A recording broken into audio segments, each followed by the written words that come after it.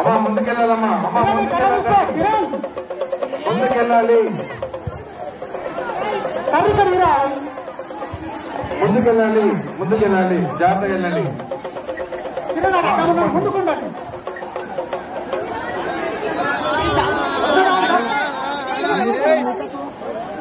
అయిపోయింది, చల్లగా అయిపోయినాయి.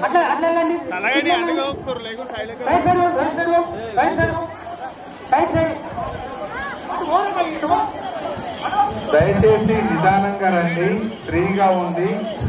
జల్లి పంపి ఒకరినొకరు ఒప్పుకోకండి. లైన్లలో ఉన్న వాళ్ళు ఫ్రీగా పంపించి ఏర్పాటు చేస్తున్నాం.